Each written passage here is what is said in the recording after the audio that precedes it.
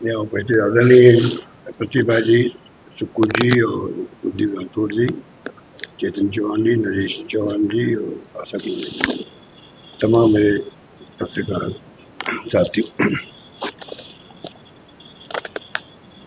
आज विशेष मकसद से मैं आपके बीच में हाजिर हुआ हूँ। जैसा आप जानते हैं कि जो हालात देश में बन गए हैं, उसमें लगता है कि ये देश किस दिशा में जा रहा है और किस दिशा में जाएगा कोई नहीं जानता। आजादी के बाद में लगातार कांग्रेस ने शासन किया और लोकतंत्र को मजबूत किया। आज जो हालात है देश के अंदर, एनडीए गवर्नमेंट चला रही है देश को, अगर ये रवैया रहता कांग्रेस का तो शायद ना तो मोदी जी प्रधानमंत्री बन पाते, ना लोकतंत्र कायम रहते। अब पूरी तरह राजनीति चल रही है जैसे कोई दुश्मन हो, नेता विपक्षी पार्टी दुश्मन हो, उस रूप में व्यवहार हो रहा है। और एक के बाद एक इनकम टैक्स हो, चाहे सीबीआई हो, चाहे ईडी हो, उसका दुरुपयोग हो।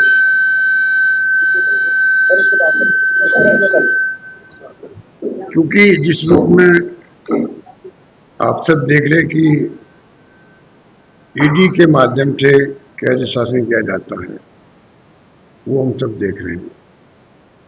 इलेक्टोरल बॉन्ड के वक्त में भी ईडी का बहुत उपयोग हुआ और आखिर में इलेक्टोरल बॉन्ड को सुप्रीम कोर्ट को राजनीति बदलना पड़ा और हालात ऐसे बन गए हैं दुश्मनी के।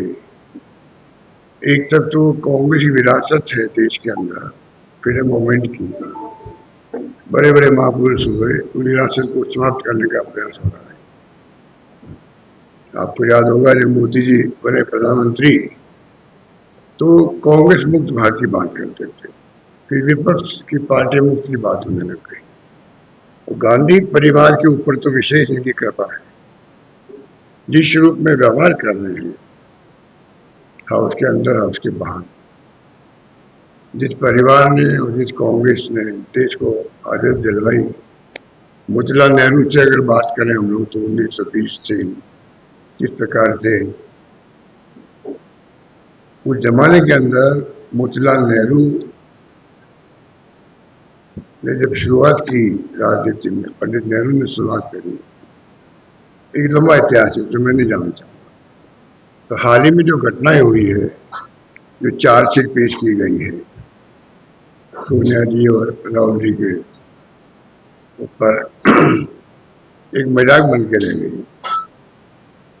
क्योंकि जिस नेशनल हेराल्ड की बात करते हैं लोग, आप सोचिएगा 1938 के अंदर जिस अखबार की शुरुआत हुई, 1938 से शुरुआत होकर के जो अखबार की शुरुआत हुई और जिस रूप में एसोसिएट जर्नल्स लिमिटेड कंपनी बना करके, पब्लिक लिमिटेड कंपनी बना करके शुरुआत की गई पंडित नेहरू ने, और वही फ्रीडम मूवमेंट को गति देने के लिए नेशनल हेराल्ड की भूमिका हिंदी में नवजीवन भी, कौमी आवाज भी उर्दू के अंदर बहुत बड़ी रही है मूवमेंट के अंदर। उस अखबार की आप जानते हैं कि आप तो खुद मीडिया के साथी हैं कि अखबार की इकोनॉमी ऊपर नीचे होती रहती है, कई अखबार बंद भी हो जाते हैं, कि अखबार का प्रकाशन अस्थायी रूप से बंद हो जाता है। तो जो एसोसिएट जर्नल्स लिमिटेड कंपनी थी और नेशनल हेराल्ड था, उसकी स्थिति ये बन गई कि वो उसका प्रकाशन बंद हो गया, निकलना मजबूरी करना। कमेटी की ड्यूटी है, क्योंकि वो पहले से ही इस कंपनी को मदद करते आए थी। उन्होंने इनको 90 करोड़ रुपए दिए 10 साल के अंदर। 10 साल के अंदर 100 ट्रांजेक्शन से 100 बार चेक काटे गए होंगे, 100 ट्रांजेक्शन, 10 साल का पीरियड और 90 करोड़ दिए गए। और एक कंपनी बनाई गई यंग इंडियंस के नाम से, जिससे कि ये, क्योंकि हम जानते थे कि हालात ऐसे थे नहीं तो हालत के अंदर, मुझे पता नहीं हिमाचल में कोई उत्सव में संवाददाता कोई होंगे यहाँ, पर राजस्थान में बात कर सकता हूँ कि मिस्टर भार्गव थे, 15 साल से उन्हें तनख्वाह नहीं मिल पा रही, तभी वो प्रेस करने आते थे। अभी तो हाल ही में उनकी डेथ हो गई। उन हालातों में तमाम कर्मचारियों की ना BRS मिल सकता, ना रिटायरमेंट बेनिफिट मिल सकता, ना तनख्वाह मिल सकती, ना PF मिल सकता। उस वक्त में इनकी मदद की गई और ये 90 करोड़ में 70 करोड़ रुपये खर्च किए गए, जो उनको तनख्वाह देने में, तनख्वाह चुकाने में, BRS देने में, PF देने में, और इस प्रकार से पूरा निपटारा किया गया जिससे कि कोई देनदारी नहीं रही हिदायत पर। इस प्रकार की शुरुआत करके एक प्रयास किया कांग्रेस ने, इस अखबार को वापस कैसे हम लोग पुनर्जीवित करें और वापस इसकी प्रकाशन शुरू करें, और आज प्रकाशन शुरू हो चुका है, उसका ऑनलाइन भी है, ऑफलाइन भी है। उस अखबार के बारे में जो किस्से कहानी माध्यम दिए गए कि 5,000 करोड़ की प्रॉपर्टी को खुर्द-बुर्द कर दिया गया। और आपको कहना चाहूंगा, इनकम टैक्स डिपार्टमेंट तो भारत सरकार का है, इसने कहा है कि 413 करोड़ का असेसमेंट किया है, वो भी असेसमेंट है, कहाँ 5,000 करोड़, कहाँ 4,000 करोड़, और 6 प्रॉपर्टी इनके पास में है, कंपनी के पास में, जेल के पास में। उसके अंदर 6 में से 5 प्रॉपर्टी जो है वो तो जो सरकार हम देते हैं अखबार वालों को, जो वो जमीन बेच नहीं सकता, लीज की तरह वो प्रॉपर्टी है। एक प्रॉपर्टी से लखनऊ में है, वो फ्री होल्ड की है। आप सोच सकते हैं कि कहाँ तो जमीनें जो है उनके पास में 413 करोड़ का हिसाब किताब इनकम ने लगाया भी है, तब भी वो जमीनें बिक नहीं सकती। तो आप सोच सकते हो कि खाली कागजों के अंदर है, पर जो माहौल देश में बनाया जा रहा है कि पूरे गांधी परिवार ने 5,000 करोड़ की संपत्तियों को खुर्द-बुर्द कर लिया है, अपने नाम करवा लिया है, कोई नाम नहीं कर। आज भी AJL एसोसिएट जनरल लिमिटेड तमाम प्रॉपर्टी उनके पास में है, वो देखभाल करते हैं, वो किराया वसूल करते हैं, वो खर्च कर रहे हैं। और नई कंपनी जो बनी है वो सेक्शन 25 जो है उसके अंतर्गत ये कंपनी बनी, और शायद आपको मालूम है कि उसके अंदर नॉन प्रॉफिट कंपनी है, जिसमें एक भी रुपया ना तो कुछ सजा ले सकता शेयर होल्डर, ना प्रॉफिट ले सकता है, नॉन प्रॉफिट कंपनी है ये। किसी प्रकार का कोई भी शेयर होल्डर कोई फायदा उठा नहीं सकता, और अभी तक किसी फायदा उठाया भी नहीं।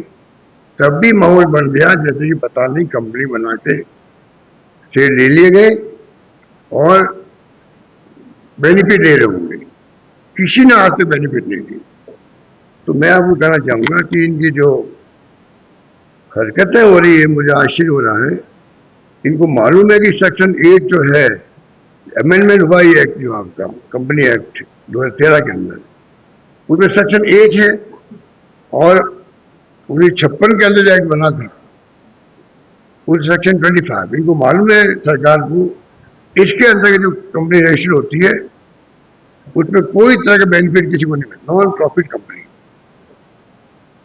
तो दुर्भाग्य की बात है कि जो माहौल बना दिया जाता है पूरा, आप देखते हैं कि मीडिया में जिस प्रकार से इसको आगे बढ़ाया गया और ऐसा माहौल बना दिया गया कि पता नहीं क्या क्या हो रहा है। मिस्टर सुब्रमण्यम स्वामी जो है, जिसने केस रजिस्टर कराया था, वो तो पीछे हट गए उस केस के अंदर। शुरुआत उन्होंने करी थी, वो पीछे हट गए, और बाद में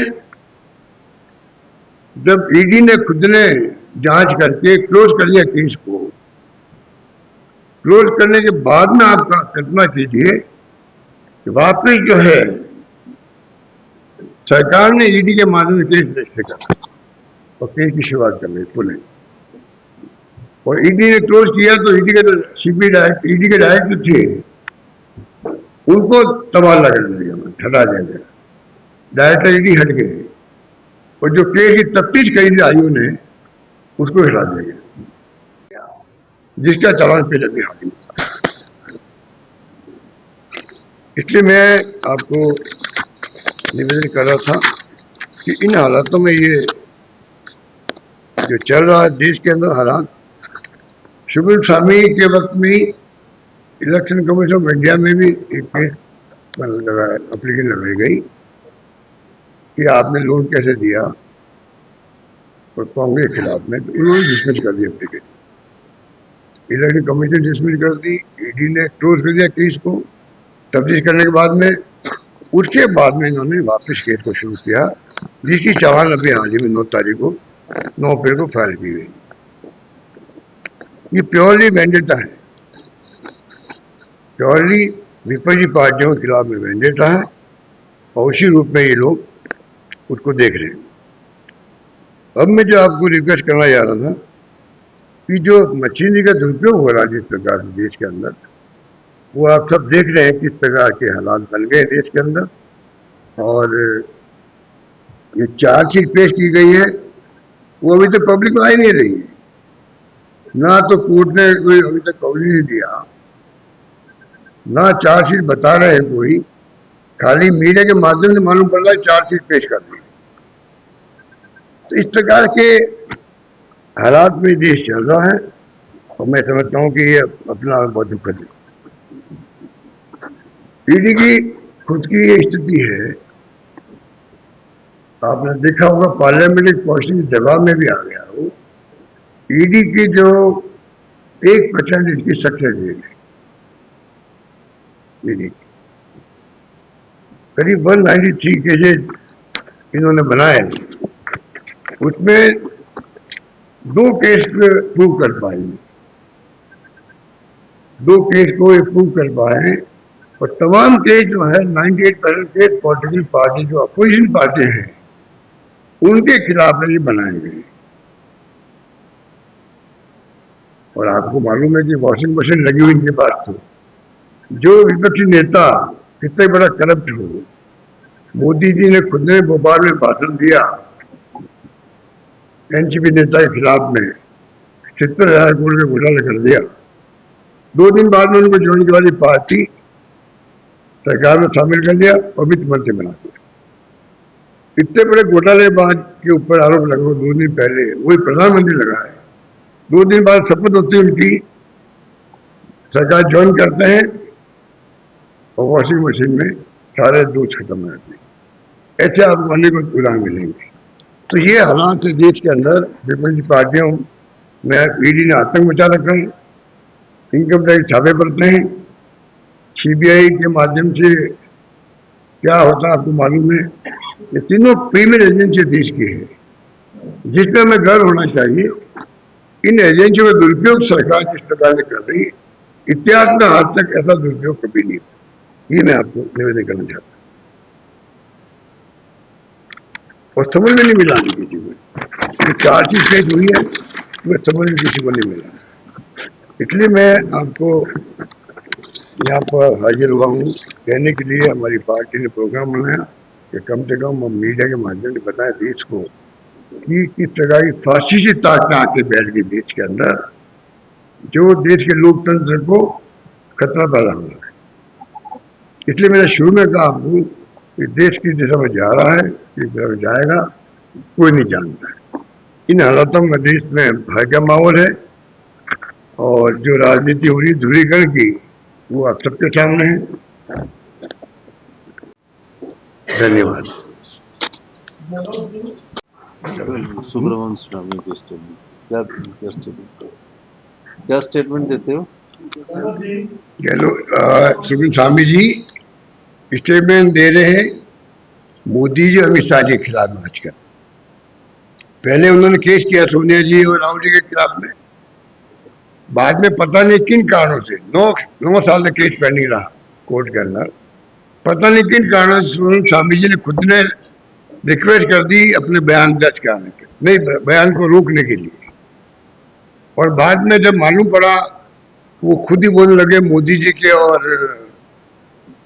अमित शाह जी के खिलाफ में। आप पढ़ते होंगे सोशल मीडिया के अंदर क्या भाषा को काम दे रहे हैं, क्या आरोप लगा रहे हैं, आप किस मालूम।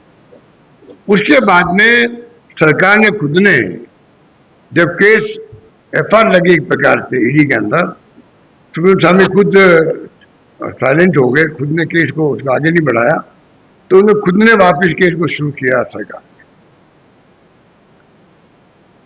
खुद वहां पे था। जो आरोप लगाने राहुल गांधी जी वो पार्लियामेंट में लगा चुके हैं। सरकार को चाहिए कि वो आरोप लगते हैं, आप तो सब वरिष्ठ साथी बैठे हुए हैं, कि आरोप कोई लगाए, विपक्षी पार्टी है।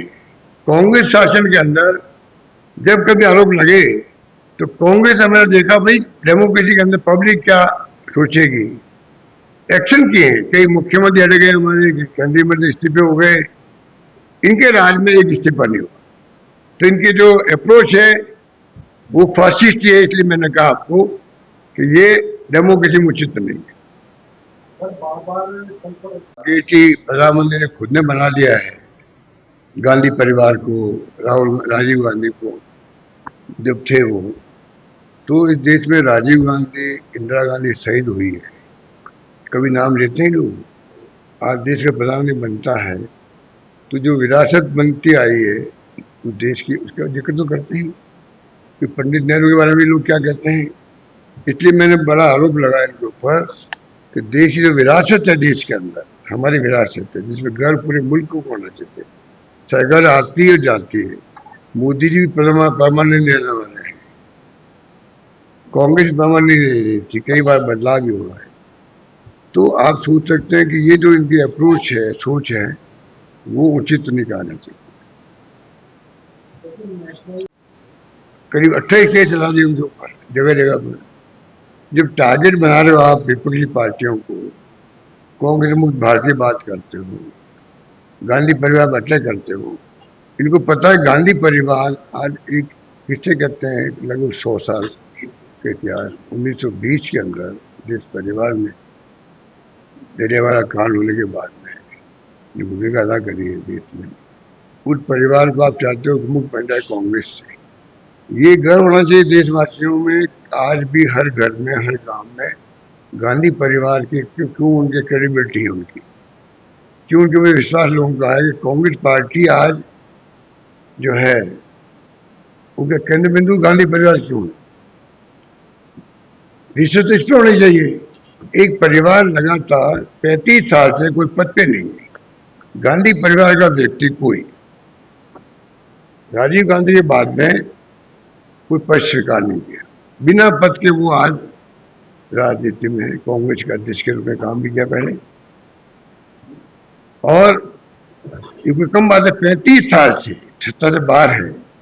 डॉक्टर मनमोहन सिंह के वक्त में उनको ऑफर किया गया प्रधानमंत्री से, राहुल गांधी को, उन्होंने विद ह्यूमिलिटी स्वीकार नहीं किया।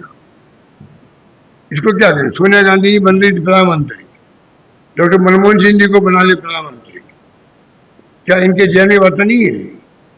पर जिस प्रकार के इन्होंने माहौल बना दिया है, बनाना चाहते हैं टारगेट करके, वो उचित नहीं।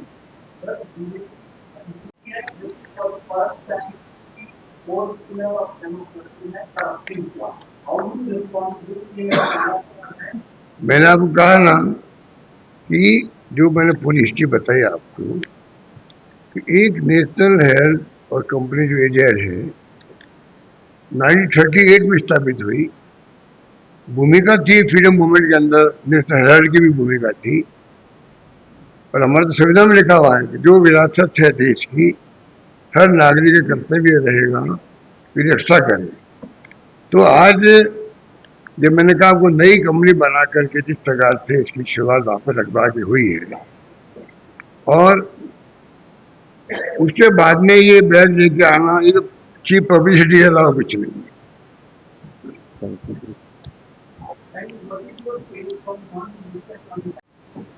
ये तो ये पार्टी हाईकमान जो है वो उसमें चर्चा होती है, उसमें अलग से। Thank you. Thank you very much.